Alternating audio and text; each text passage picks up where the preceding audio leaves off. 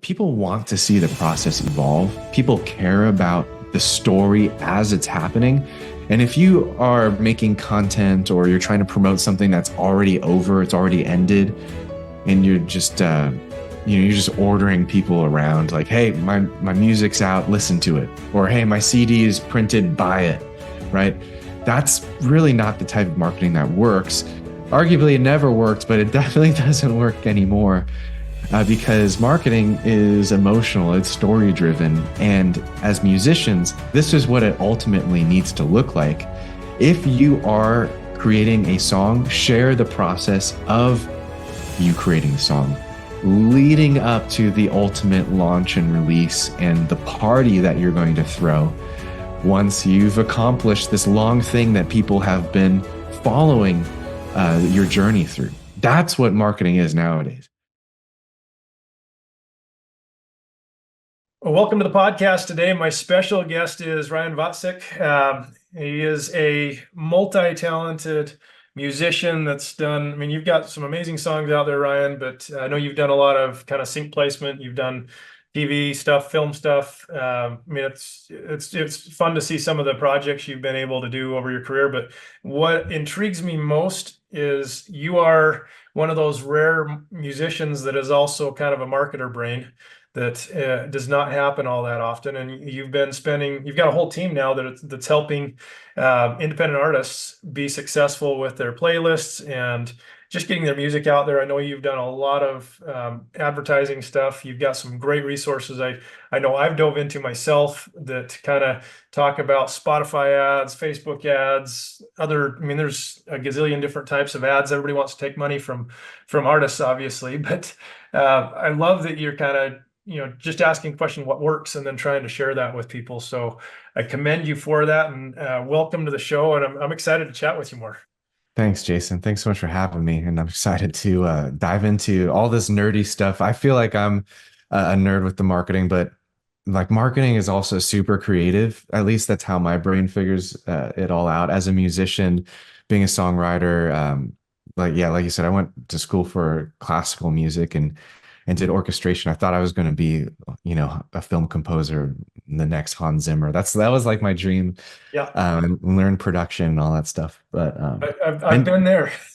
yeah, but with marketing, it's like, especially with social media and content in this new music business where content drives a lot of the attention, drives a lot of the traffic to our music, whether it's paid ads, which is still content, or we always talk about the organic algorithm, right? That's super creative, and it all comes back to the message that you want to share with your music, right? And that's very natural for us songwriters when we're writing a song, right? We want to tell some kind of story, we want to tell some kind of truth about ourselves, or maybe something that's hard to say but easier to sing.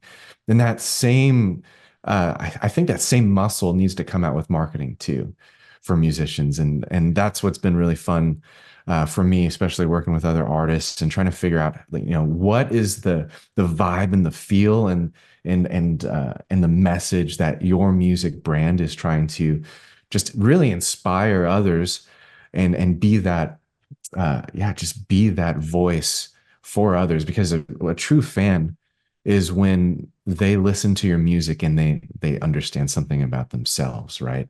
And they see themselves in your songs. And that's really all it comes down to.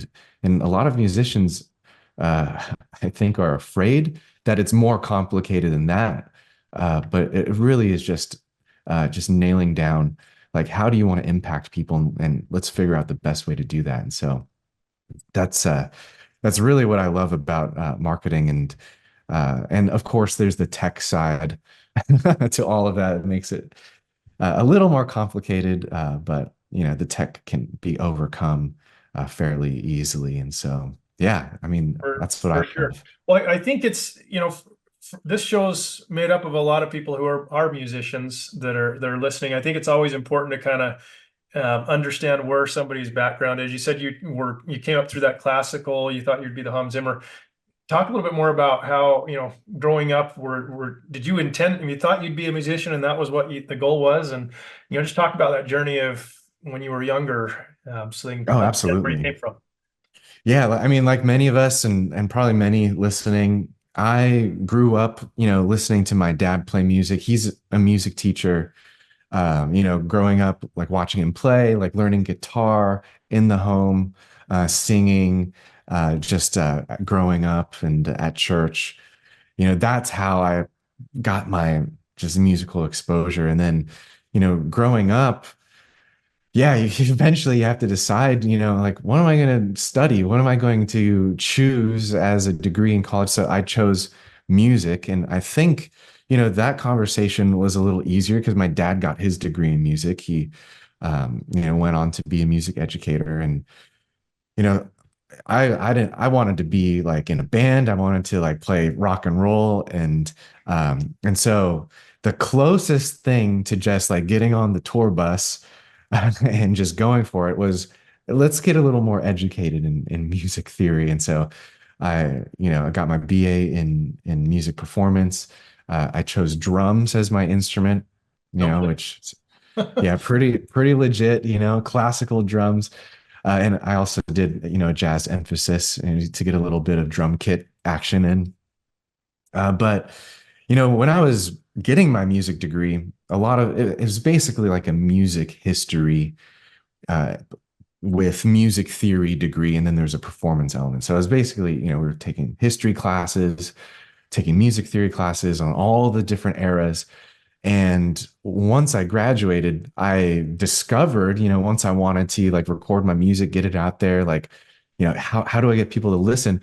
There's a huge gap in the marketing element in my music degree, at least. The more traditional academic degree didn't teach me a single thing about business, didn't teach me a single thing about marketing. I had no clue how to get my EP out there. I had no clue how to get my single, on in the hands of people, right? Hmm.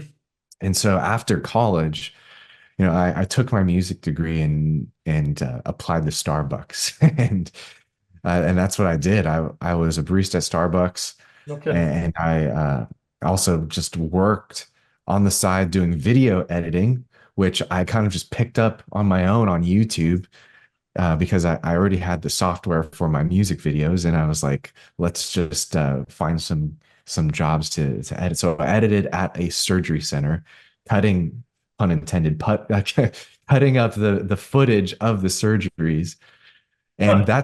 that's what I was doing to make money because I couldn't really connect my music degree with income, especially because if you go to traditional university, you get a traditional music degree.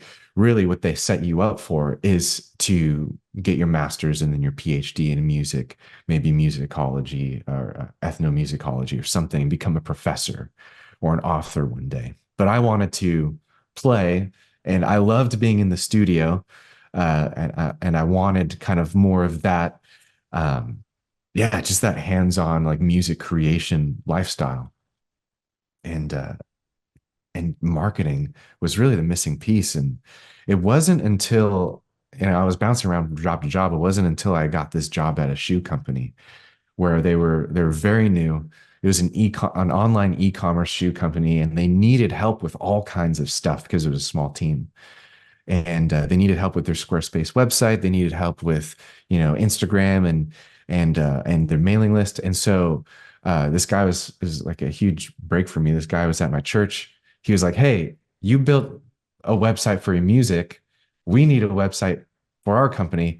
Like, we need your help. You're hired." And as I was there doing a lot of it would be in the category of branding and social presence and online presence. As I dug in a little bit more, working there, I got a marketing education, learned about SEO, search engine optimization, learned how to manage a mailing list, learned how to create automation sequences for new subscribers and how to nurture them and eventually share products and set up an e-commerce store. All of the same things that musicians actually do. It's just not in the context of leather shoes. It's in the context of your music brand and the message that you're trying to spread as a musician. But there's a surprising amount of overlap uh, especially with all the tech. And so it was around that time I started my blog and my YouTube channel, which eventually became the Indie Music Academy. And a lot of the videos that I make on the YouTube channel, you guys can check it out right now. The Indie Music Academy is really dedicated uh, towards demystifying all of the marketing that businesses need to do. And as solo entrepreneurs, musicians need to understand these business principles as well. But it can be a little challenging. And so my mission is just to simplify it, translate some of that marketing speak into something a little more friendly for us musicians. And so that's what the website and the blog and the YouTube channel is all about. Very cool. Well, and I think as you dive into that marketing world, like, and my path, I think is similar where I dropped out of music. Actually, it's different because I dropped out of the music program on the second day of going to the university. So, and then I Yeah. walked over to the business building and switched to a marketing degree. Yeah. You were And the I went smart one. and went the orchestration book that I wanted to learn. I wanted to take the class on orchestration to be able to be the Hans Zimmer, I guess the next Hans Zimmer, and started studying it on my own after I'd been told that I'd have to wait 3 years before I'd be ready to go and learn how to do orchestration music from somebody who I really, frankly, wasn't all that blown away with, in their skill Mm, set of, I'm sure they knew a bunch, and I was a dumb kid, obviously, at the time, but it's interesting to look back and be like, that probably was one of the best decisions I ever made, is to walk over and learn marketing yeah. for my music, because I know, and I love your take on this, is these, you've helped, hundreds of independent musicians and people with your videos online. Most of the time, I think these indie musicians have a lot of the same problems. And you're a perfect example of where somebody goes to school to learn drums, like classical drums, like, really? I mean, if you want to just like step back and be like, okay, how is that going to turn into a career where you're going to make money? And your Yeah. comment about, I didn't know how to do business. I didn't know how to do the marketing. That's great. You got a bachelor's degree, but now what? I'm sure when you graduated, were you just, great, I got a diploma, yay. Now what do I do with Yeah. myself, right? I mean, is that where you were at, obviously? That's pretty much where I was at. I mean, you know, a music degree is really what you make of it. It's like Mhm. you either, take the time to practice or you don't. You retain and you memorize the music theory, or you just study enough to pass the test, and it's just out of your brain, and so like thankfully, I mean, I always naturally did pretty well in orchestration and music theory because I think it just naturally interested me. I knew that was needed to be a great composer, and it served me well. Like I still did film composing, after graduating. I won a couple Emmys. I'm nominated for another one this year, and so all of that's been really good. I feel like because I've retained it, but you know that doesn't replace the need, for getting that gig or for getting the audience, right? The captive audience. If you want to release a single, if you want to, record that album, the huge challenge is like, okay, you have the musical skills, but do you have the captive audience who's going to consume that creation, that art that you're making for them? Right. And so when it comes down to it, when we're talking about like building a career in music or building a career as a songwriter, there's a difference between having a catalog and no fans versus having the fan base waiting for your catalog, right? You in one scenario, you're very rich in music, but very poor in finances if you don't have the audience. Right. Whereas if you flip it around and you understand a few things about audience building, and really it only takes a couple of really solid pieces of content or a couple of really great marketing plans executed to grow your audience. And then you do have that captive group of fans who are ready to consume everything that you come out with. So, what I'm describing really is like a chicken and egg situation where it's like, what do you start working on first? Do you start working on the music, but then have no one to release it to, which I think is what a lot of artists default to, right? But then how do I grow my audience without anything to show for it? And it's the impossible answer is that you can't really choose what to do first. You just have to dedicate some time to both, right? Right. And that's why I always come back to hopefully convincing the listeners and viewers that you're a creative person and marketing is creative also, right? That same bone that's inside of you to write music, to write lyrics, to tell some kind of story, that's the same bone inside of you that can create a marketing plan as well. It just takes a little bit of structure, it just takes a little bit of planning. And maybe you've never thought of a marketing plan before. Maybe you've never spent 10 seconds thinking about it. But if you do just invest that time, trust me, it's actually really fun. It's the same muscle that's already inside of you. And I really believe that musicians can all become good enough marketers to at least honestly and authentically market themselves, because you don't have to think of some majestic marketing plan for some other brand that you don't really care about, right? That's We're not asking our musicians to become professional marketers in a professional scenario. You just need to care about your own brand enough to spend some time, spend some planning, and really do something that's going to benefit you in the long run in a great way. Um, there's some gold right there you just dropped. I'm curious if you I can't tell you how many musicians I know who have that half dozen songs or so that they've created. They put their heart into it, and they put them out on Spotify. They put it out on they've done a music video maybe of it, but they may or may not have a website. They may or may not be doing anything with social media, whether that's Facebook, Instagram, all these other platforms. What advice or what mistakes do you see these kind of newer artists? They all want to be the artist that has the 100+ songs out there and followers, but what mistakes do you see those, or what advice would you give those newbie artists that really have great stuff, but just haven't, they need the kick in the butt to do something to get their name out there? Or, I mean, what advice do you give to that person? That's a great question. And I think the most common thing that I see, especially, and we're not talking about a total beginner, we're talking about someone who has released some music, who has been in the studio. They've like maybe a handful of songs out, maybe five, six songs out, right?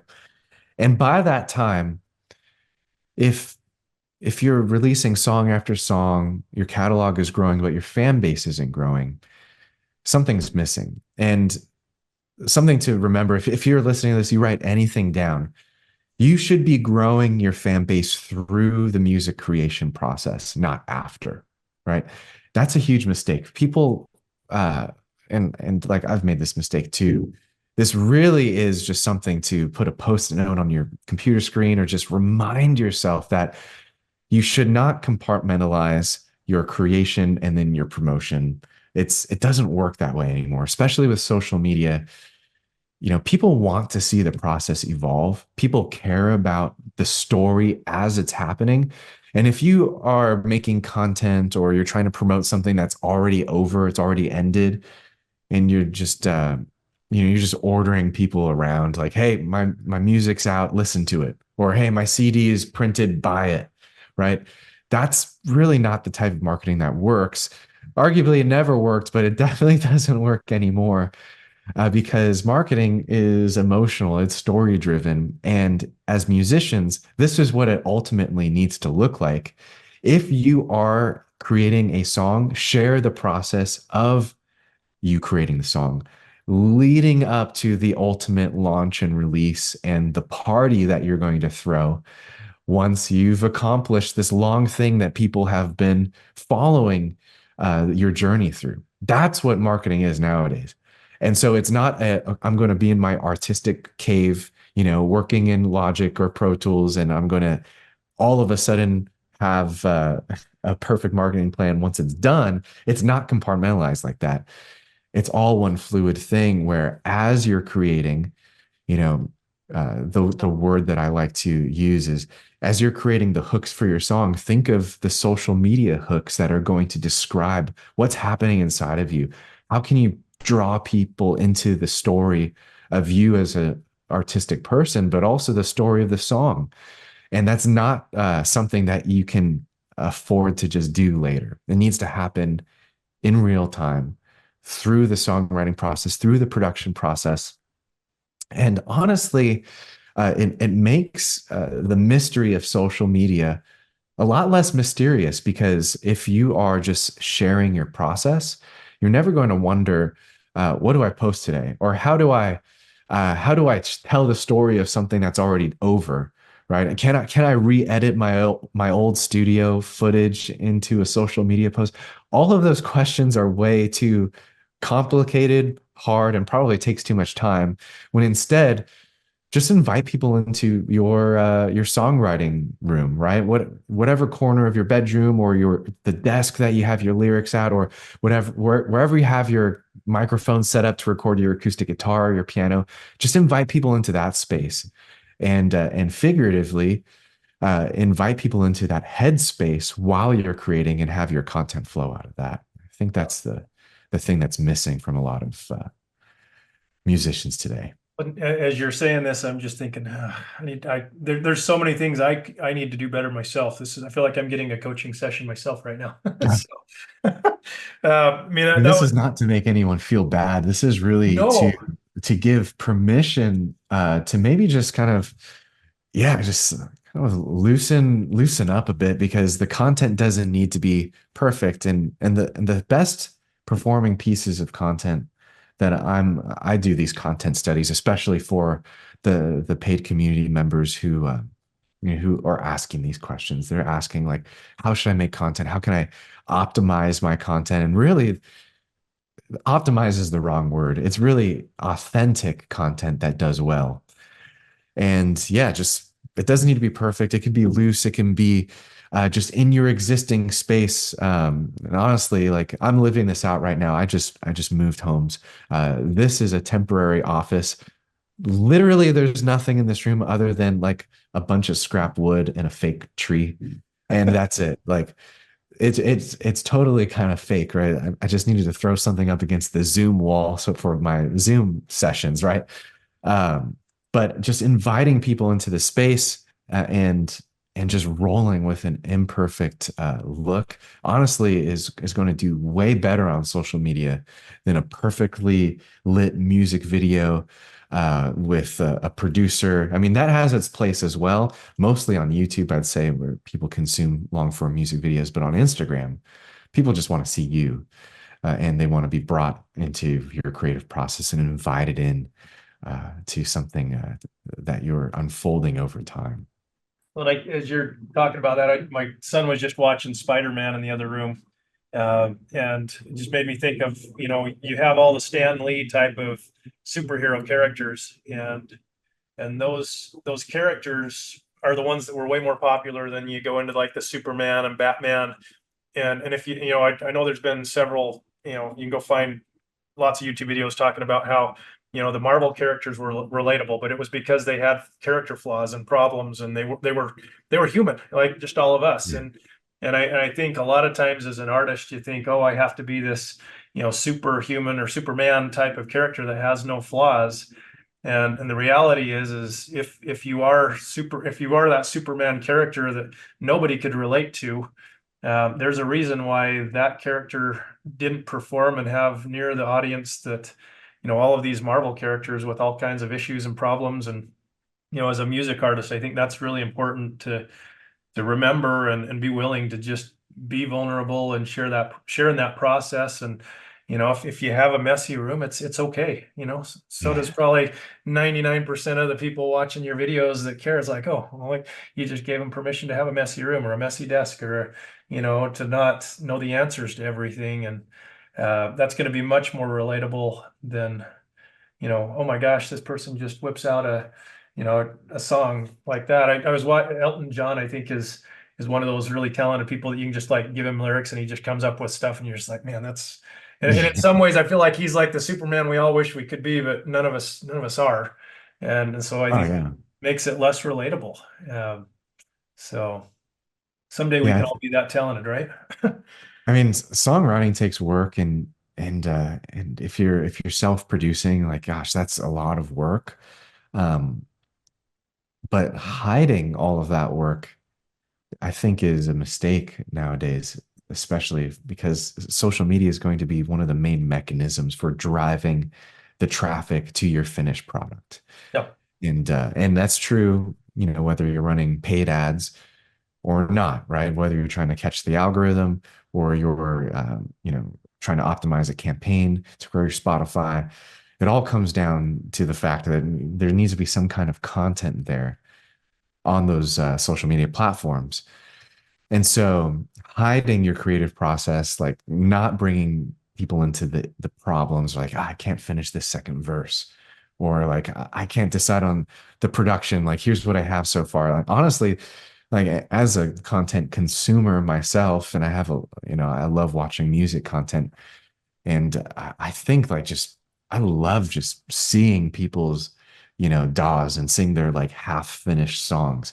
And when they're muting instruments and like showing like, I think I'll keep this. This is what I have so far. Like that's just so raw but authentic. And it's, as a songwriter myself, I really relate to that. But I see in the comments as well, just non-musicians, regular fans, they're just eating that up because they're seeing, the true creative process, and they just love seeing almost like behind the scenes, except it's not in documentary format anymore, like what we used to watch growing up. But now it's almost like you're creating a really easy, like, multi-part documentary just on social media, without any production budget needed. You're just doing it all with your cell phone in your own space. It's really a revolution as far as how people are going to learn about you as a creative person, learn about your songs that you're creating, the distribution. And this is obviously not on Spotify or Apple Music, but the knowledge distribution of people learning that you exist. It's so accessible now because of social media, if you just share the process. Well, okay, so I don't usually ever go this direction, but I'm right in I've got an example I think that I can share. And there's Yeah. good, actually, I'm going to point out several mistakes I'm probably making. I think it'd be a really interesting conversation for people to listen to. And I mean, I'd love for you to throw out any ideas, but actually last Friday, so I had a concert at my house in my studio, and an hour and a half before the concert, I finished my newest book essentially with the first draft. So it's going to change and there'll be lots of edits, but I literally finished that and I'm thinking, okay, I should have made some sort of recording of like, hey guys, check this out. I just finished my book. I mean, show the Word document that shows here's the numbers. I mean, I've got like 30 some odd songs listed on here with page numbers and celebrate that. So there's a piece of content as an example, but that same afternoon, my gal that helps me with my graphic design, right in time for the concert, she sent me 12 different covers for the new book as well. And so at the concert, I just printed it off and took it out with me, and then I just passed it around. I said, "Hey, will you guys put a number on these and then vote?" So I've got 40 or so people or whatever that were just goes into my little studio. They all voted on that, and I'm thinking, okay, I really need to post that out on Facebook and all the platforms and have people vote. And I've done that in the past. So just tip for other artists, when I've posted, here's the idea for the cover art, I may not use any of those 12. I mean, this is the first round, but Yeah. that gets more engagement in the fact that now there's they feel like they're a little bit engaged in that process. Hmm. And as I'm just talking out loud, okay, I've got a half dozen songs that have been shared only with the Song of the Month members. I have this little VIP club that we sell. I'll share songs with them over once a month. I send at least one song out, and so they're the only ones that have seen this. But now I'm thinking, okay, I really should take and share a couple songs from the book. When I go to the studio, I should record these songs and I should like talk about the song, get some clips and just slowly drip it out leading up to the launch of the book and then the recorded album. And I mean, all of these content pieces are huge. I'd love just, and then once it launches, if you release a single or something, I know this is your expertise is playlists. And so, I mean, I guess just so musicians can kind of see that as an example process, not all of them are going to do a full book like I just did, but talk a little bit about what opportunities do you see that I mean, I've mentioned several of them, but I'm just curious, because I think a real life scenario like this is easier for somebody maybe to think, oh, I can do that thing that Ryan talked about. Yeah, absolutely. Yeah. So, well, just to start out, like whenever we talk about content or, posting on Instagram or whatever it is, it all comes down to generating traffic, right? Even if you're, performing in a venue, like a live in-person concert, right? That's physical traffic, like people actually showing up to see you, hopefully. Right.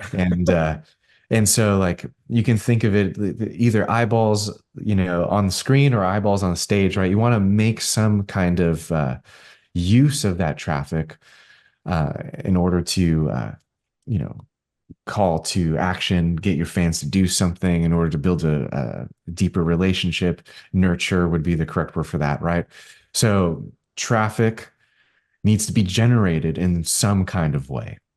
And there are a few categories for doing this. So, like the example of you posting all of the different, cover arts is a great way to see if you can get organic traffic for free from like the Instagram algorithm, right? Either pushing it out to your existing followers, or there are also these discovery modes on almost every app, right? TikTok has the For You page, Instagram has the Discover page, and YouTube has the YouTube homepage. All of these are discovery algorithms that will push content out to brand new people.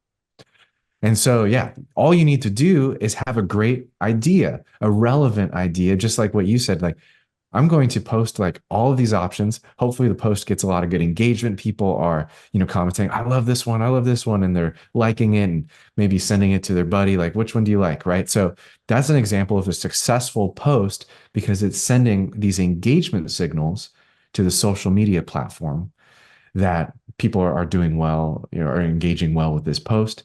Show this to more people, right? And then that's how you get more traffic. Traffic's good because we can use traffic to build our brand awareness, to promote the things that we want to promote.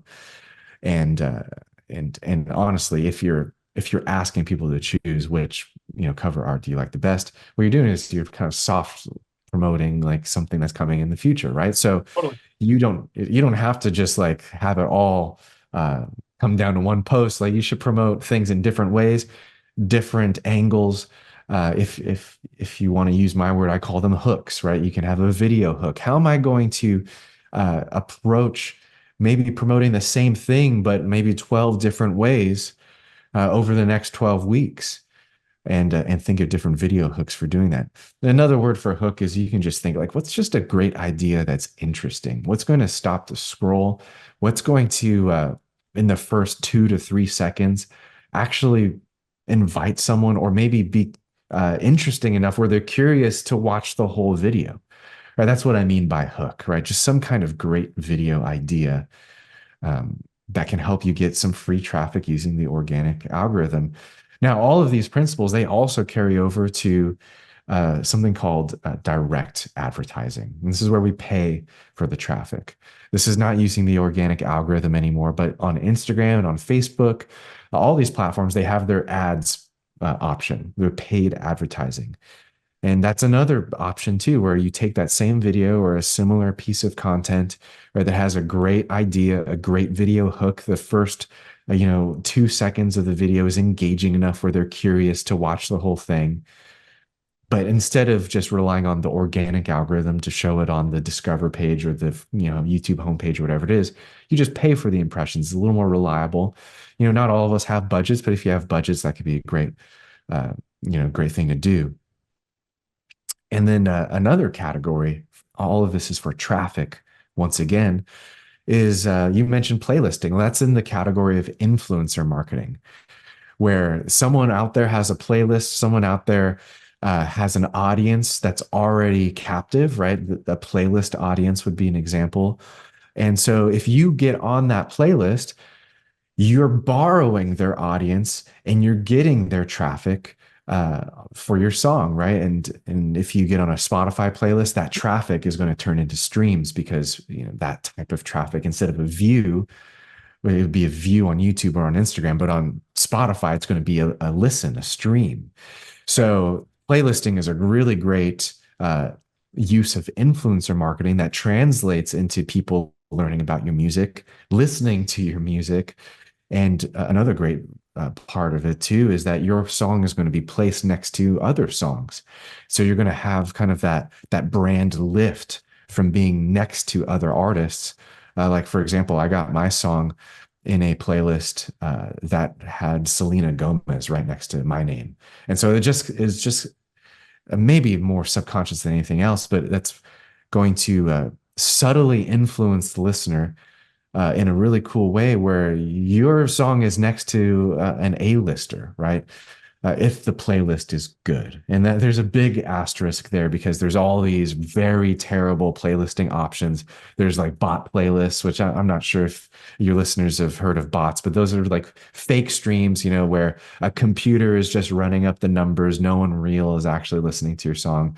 You don't want to do that because not only will Spotify, you know, potentially take down your music and ban your account, take away streams, take away followers, right? All of that is bad. You want to make sure you're doing legitimate marketing, and which is why we help artists find legitimate curators. And even beyond that, we like to only use like the top 1% of playlists on the entire Spotify platform. So it really depends, who you work with as far as playlisting quality. I'd want to just make sure I'm clear. Not all playlists are playlists you want to get on. So, Right. but a really great playlist with great artists, with real traffic, because remember, computers running up the numbers isn't real traffic. We're after the real thing. And so, all that being said, Spotify playlist is a great example of influencer marketing to get that traffic on your songs.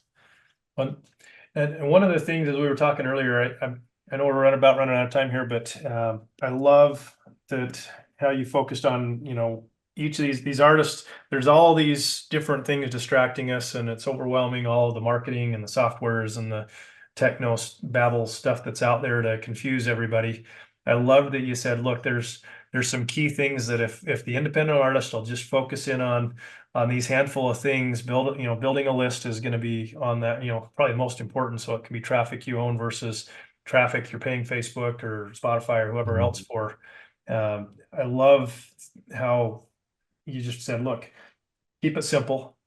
And that's, if you can focus on the simple things that matter, then you can grow into, maybe eventually you can, have a need for 10 different softwares to do all these things. But a lot of times I feel like, and I see this happen with myself, where you get all these softwares you think is going to solve all your problems. And the reality is you get a whole bunch of softwares and you never implement any of them to even like 10% of what they're capable of. And Oh therefore man, yeah. Tell me you're, about it, Jason. yeah. I mean, it was laughing the other day. One of my friends, there's a group called AppSumo for anybody who's really wants to nerd out on techno stuff. But I think I've bought like 80 different softwares on this AppSumo tool of all these new and upcoming softwares, and it's just like, holy cow, Yeah, And the reality is, I probably used 4 or 5 of them, and I've been happy with what I've done. But it's one of those where I think it's very easy to get excited with a call it shiny object syndrome, where you think this one thing is going to save all your world, and then the next thing you know, you've chased the squirrel down the hole and you got distracted from the thing that actually mattered if you would have just stayed on the path. absolutely. Yeah, this really brings the conversation down to like what kind of website are you going to run, right? What kind of Instagram are you going to run, right? And there's a fundamental difference between building a portfolio versus building something that actually engages and like draws the fan in and has a purpose, has like takes them on a journey, to use kind of like the cliche word, right? But basically you have either a static brand or an active brand, right? Yeah. And That's the name of the platform that we launched. It's called activebrand.io. It's the platform that you run your website, your email list, your storefront. You guys can check it out. But the point is that no matter what software you use, if you're creating just like a portfolio where there's like all your songs, all your images, and like if there's nothing for people to like to chew into, right? Or to upgrade their experience, right? Beyond what they're already getting on social media, then you're really missing out on a huge opportunity to, like what you said, Jason, to own your audience, right? Because there's a difference between having, 1,000 or 10,000 Instagram followers and then having 1,000 or 10,000 email list subscribers, right? The difference is Who actually open your emails is the other piece that you got to layer on top of that too, right? exactly who actually open your emails, right? And here's the main difference, right? Because a follower on Instagram, right? The number is there and it feels good, but they might not get fed any of your posts, right? Whereas if you send an email to an email subscriber, first of all, they're a lot more purposeful in their relationship, right? They decided to subscribe. They went through a few steps. It's more than just a button click, right? They shared their contact information with you. You've created a connection, right? And they've also, if they're still a subscriber, they've decided not to unsubscribe because a subscriber can just hit that unsubscribe button at any time, which is not a bad thing. It's just the natural, just refinement of your audience, right? The people who like you stay, and if it's not for them, they leave, right? So unsubscribes are not a bad thing at all. And if you have a subscriber, you know for a fact that once you hit send, that email is landing in their inbox. And even if they don't open it, actually, Jason, I think it's still a win. If they see your name in their inbox and maybe they're busy today, maybe they have, 100,000 unread emails and that's just their style, right? There's, oh yeah, look, there's another one that I'll skip, right? There's at least 100% guaranteed brand awareness, right, with emails. And then if they do decide to open, then you're sharing your message, right? All you have to do is just write an email, just like you're writing an email to a friend. It does not have to have fancy images. You don't have to use, templates. You don't have to. All of my emails are just plain text. I just make sure it's a font size that's good, nice and big, for 16, 17, or 18 size font. And then if you want to throw an image in there, go for it. But it's got to be easy to read. I just use like a plain email, just text only. And if you can just write an email like you're emailing a friend, I mean, that's really who your fans want to be to you. They want to hear from you in a real way, not just banner, buy merch, here's the latest video. It's like, okay, that has its place. Maybe, you know, if you're already signed to a record label and you have like hundreds of thousands of fans and you're okay with like lower engagement.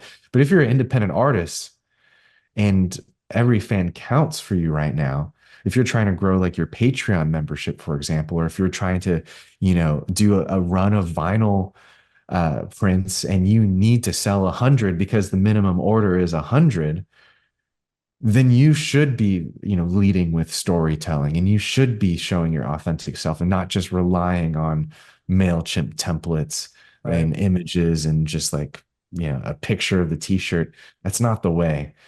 A story is what sells. And the same thing that you would do on social media, I would just do in written form with your email list. Well, and one of the things I think that artists in general miss out on because they never get around to doing it is there's that kind of I don't call it the dating phase with a new, let's say you got a new listener, a new fan, Yeah. and if they just jump into the middle of your story and you just have like random stuff as you go, that's one thing. But I think it's important for artists to kind of step back and say, you know what, if we're like on a first date, there's the conversation about here's a little bit about me and here's how I got started in music. And there's some of those onboarding is what they often call it in the business world of how do you onboard somebody new so that you bring them up Yeah. to speed so that now they understand the things that you might be sending, that are, matter today,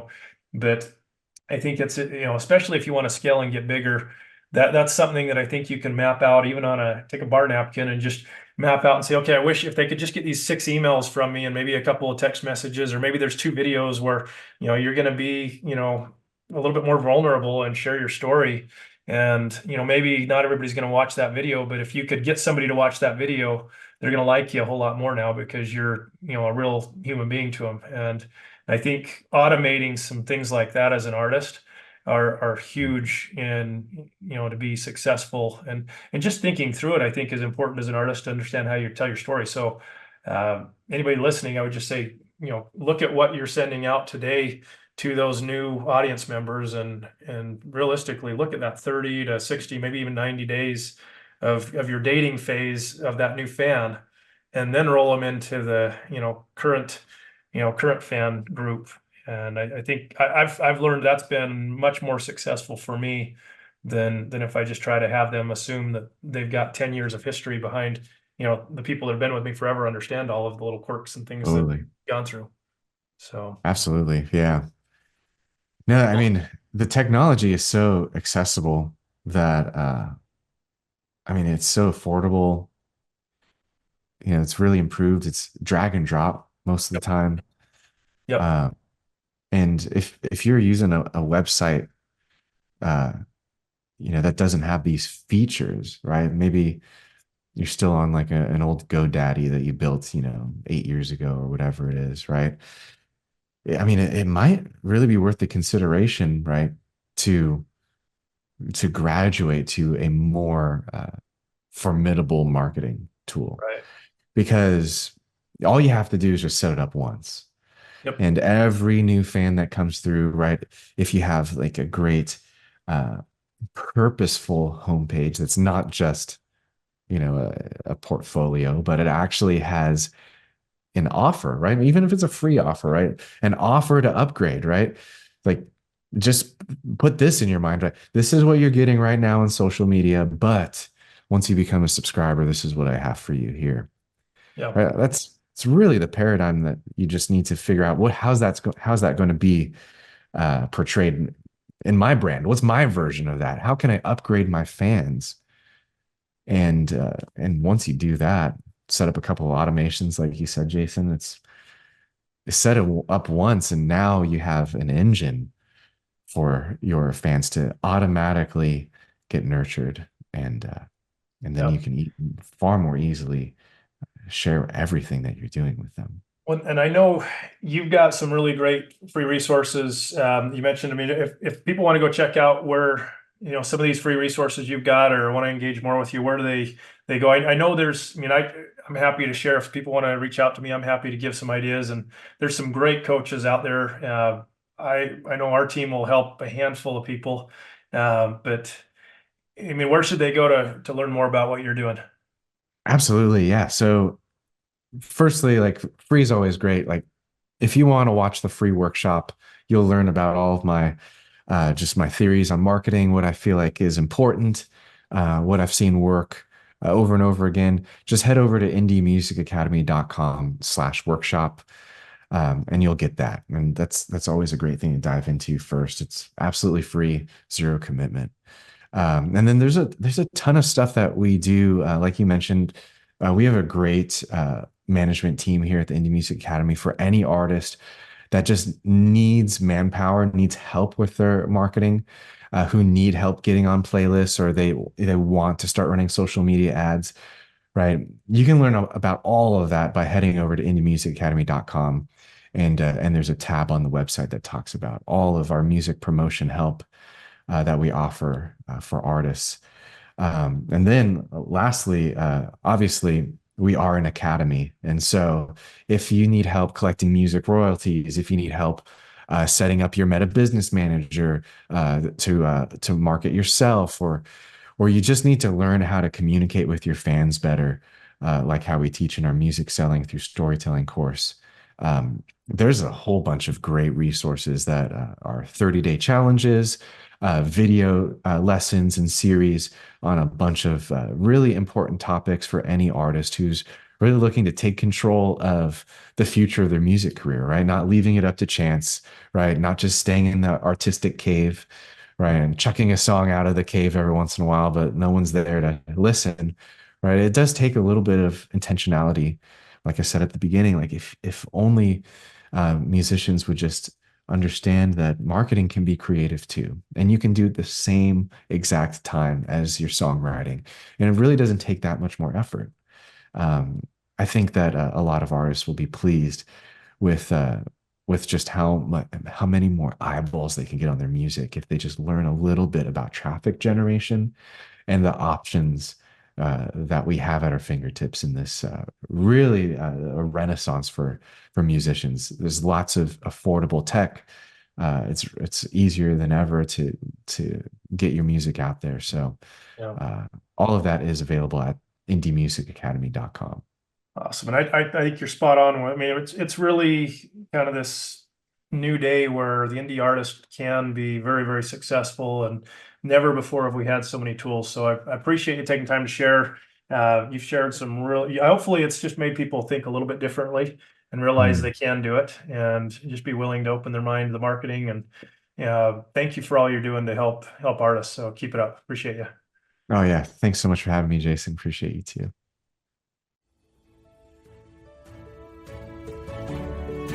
Hey, it's Jason here, and I hope you've gotten a lot of value out of this episode.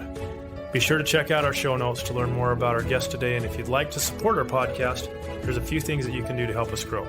First, if you hit subscribe, it will help ensure that you don't miss a future episode. Second, if you'll share it with your friends on social media or send it via email or message, it helps us spread the word as well. And third, if you'll leave an honest review, it really helps with the algorithms so that other people can find our podcast. Finding success and fulfillment in the music industry is possible, and I look forward to seeing you on our next episode.